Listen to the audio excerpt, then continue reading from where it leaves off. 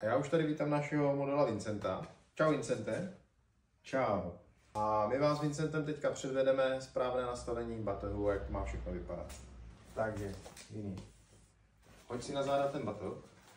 Tak. Důležité je správné dotažení ramenního pásu. Zapnutí bederního pásu. Opět jeho dotažení. Následně hrudní pás, který je taktéž výškově nastavitelný a má tady dotažení. Takže zvolit tu správnou polohu a dotažení pásů nahoře u ramen. Tak, aby nám vrchní strana batohu seděla rovně z rameny. Tady už krásně vidíme, jak Vincentovi hezky obepíná popruh kolem krku díky svému zakulacenému tvaru.